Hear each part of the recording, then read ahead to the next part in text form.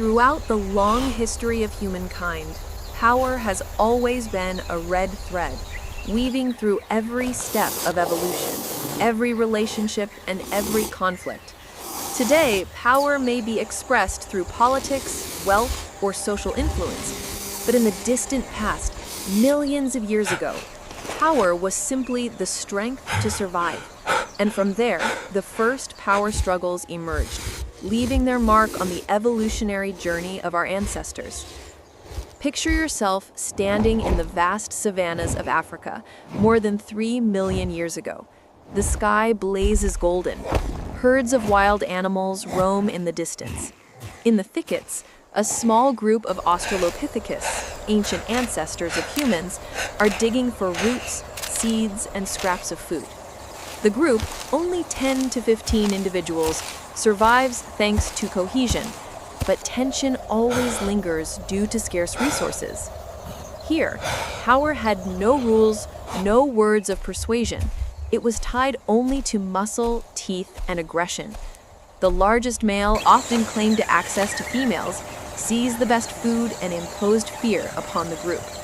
The weaker ones, male or female, had to accept lower status, eat last, and live cautiously. This was the very first seed of primal power, power based on brute force. Conflicts broke out constantly. When a youngster snatched a rare fruit, when a younger male challenged the dominant one, or simply when food foraging led to collisions. Yet even in this wild stage, our ancestors began showing a difference from other primates: cooperation. When predators like leopards, lions, or hyenas attacked, the weaker members could band together, form a defensive circle, hurl stones, and shout to scare them off. In such moments, power temporarily shifted, not to the strongest male, but to the unity of the group. Thus we see a fascinating paradox. The alpha male's dominance prevailed within the group, but against external threats, it was not enough. The group only survived by relying on each other. This tug-of-war between individual dominance and collective solidarity ignited the earliest power struggles in human history. Battles of instinct. Imagine one late afternoon, the sun setting beyond the trees. The Australopithecus group stumbles upon a small animal carcass, perhaps abandoned by a predator. It is a rare feast, rich in nutrients. Instantly, the alpha male lunges forward, claiming the choicest parts, growling threats at the others. But a younger, strong male steps closer. He has endured long enough, and now instinct drives him to challenge the leader. Growls, physical clashes erupt. The group withdraws, watching the life or death duel. The victor gains meat, mating rights, and status. The loser suffers wounds, perhaps even death. Moments like these were the earliest primal power struggles, repeated countless times over millions of years, fueling natural selection. Winners were often the strongest, most aggressive. Yet brute force was not always decisive. Sometimes a cunning challenger waited for the right moment or subtly gained support from others to overthrow the leader. This was the first sign that power could also come from strategy and alliance building, not just strength. From violence to early cooperation. With Homo habilis, the handyman, living about 2.5 million years ago, the story of power began to shift. Homo habilis was the first to use stone tools, to break bones for marrow, to crack nuts, to cut meat. Tools brought advantages, but also reshaped the balance of power. Now, the strongest male did not always dominate. An individual skilled with tools could secure food first. Thus, power began to link with intelligence and skill, not only brute strength. But this also brought more conflicts. Tools could hunt, but also kill. Power struggles became fiercer and more calculated. Instead of just biting and clawing, humans began plotting, waiting for opportunities, and building coalitions to topple alphas. Here lay the earliest seeds of primitive politics. Food, the first currency of power. If today money measures power, in the ancient world, Food was the ultimate currency. Whoever controlled food controlled power. Whoever shared food gained allies. Whoever was denied food became marginalized. Picture those first nights around fire. Fire not only offered safety, but became the group's center. Whoever controlled fire, whoever brought food to cook, whoever decided who got a share, these were the true leaders. But if a firekeeper or food hoarder became too selfish, resentment brewed. The group could isolate, even overthrow such a tyrant. This revealed a key principle. Power is not only imposed, it must also be accepted. That marked a turning point, distinguishing humans from many other primates. As evolution advanced, humans were no longer just creatures relying on brute force or simple stone tools. From Homo erectus, living around 1.8 million years ago, a remarkable transformation unfolded. This species knew how to use fire, built temporary shelters, hunted in groups, and, most importantly, formed more complex social structures. With these changes, the way power was expressed also shifted. From the alpha male to the first leaders. In Homo erectus groups, the strongest male could no longer guarantee dominance. Why? Because survival now depended on cooperation. A lone individual could not hunt large prey like mammoths or bison. Only a coordinated group could succeed. Thus, leadership required not only strength, but also organizational ability, communication, and foresight. A leader had to know how to divide roles. Who chased the prey, who ambushed, who drove it into traps. A leader had to ensure fair distribution of food, otherwise dissatisfaction would tear the group apart. For the first time in history, humans began to have true leaders, not just dominant individuals, power through communication. This was also the era when human ancestors developed more complex forms of communication.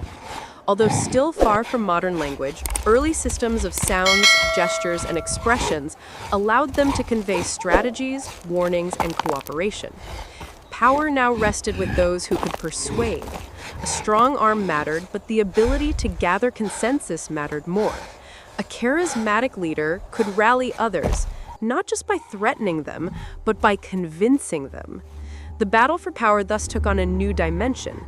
Instead of only physical duels, there were also struggles of persuasion, manipulation, and alliance building. The fire keepers. Fire was the greatest invention of Homo erectus, a turning point of civilization. Yet fire also became a symbol of power.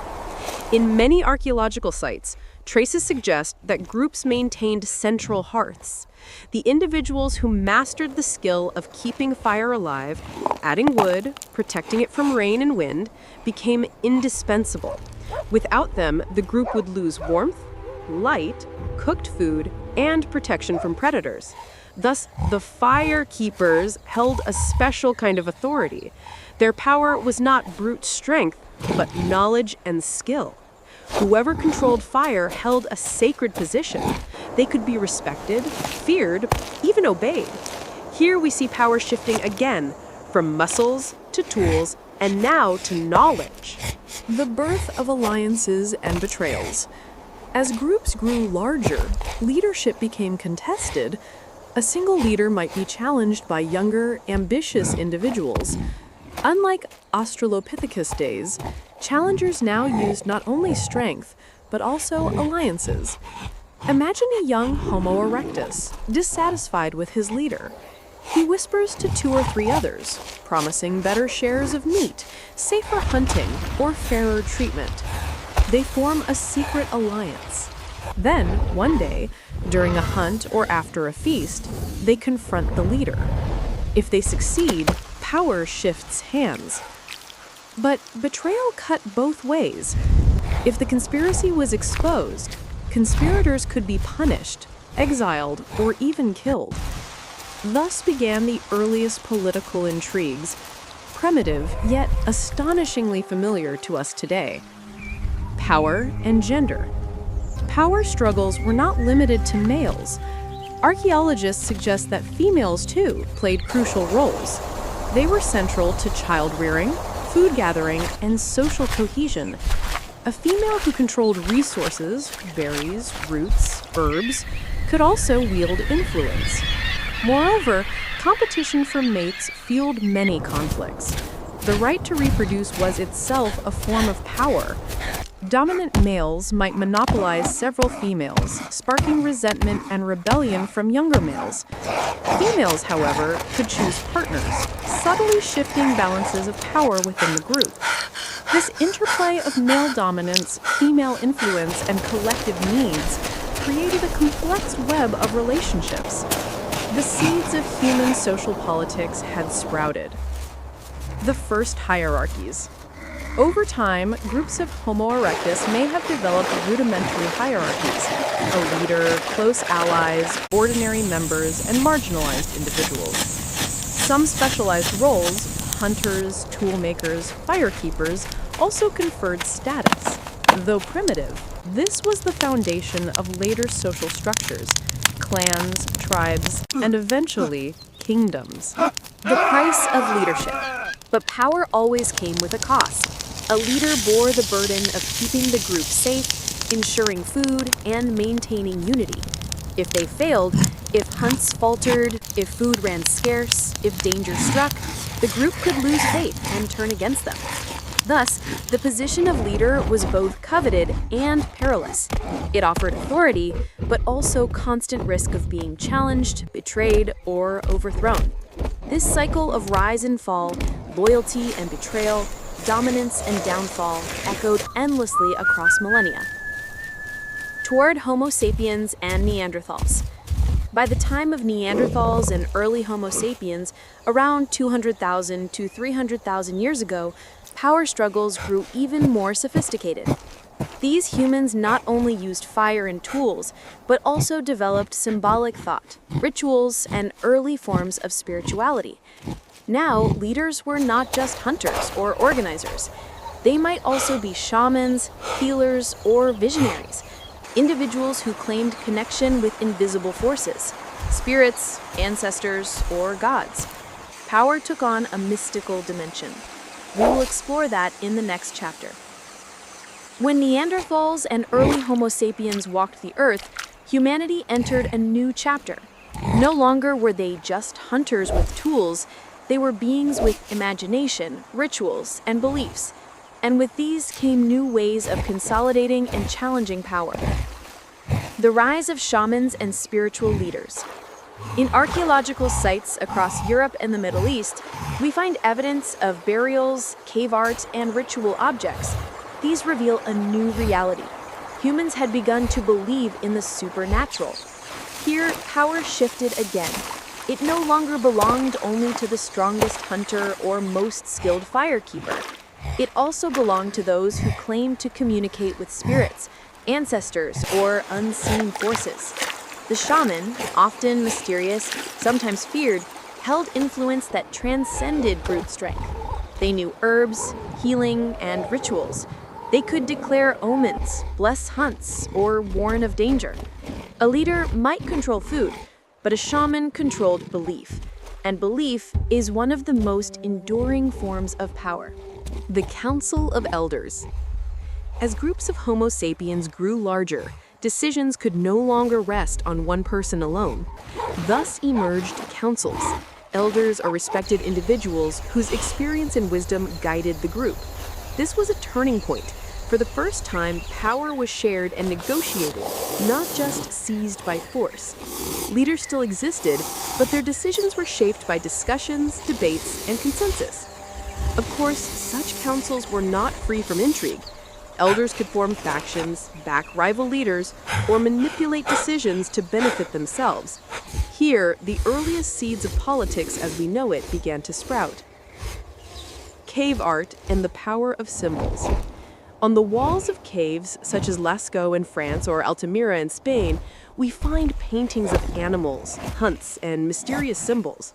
These were not just decorations, they were tools of power. Those who painted, who controlled symbols, who preserved stories, also shaped how the group understood the world.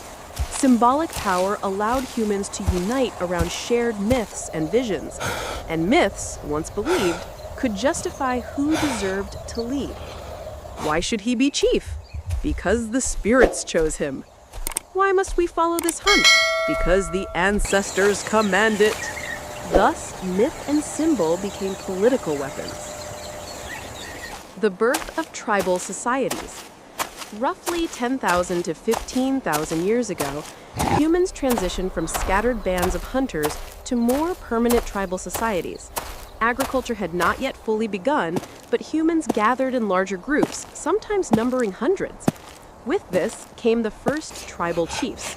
Unlike earlier leaders, these chiefs combined multiple forms of power: military power, leading hunts, defending territory, waging war; economic power, controlling resources, food, and trade; spiritual power, allying with shamans, invoking gods or ancestors; political power, forging alliances, resolving disputes, commanding loyalty. The power struggle now became multidimensional.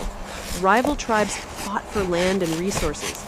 Within each tribe, ambitious individuals plotted to dethrone chiefs or replace councils.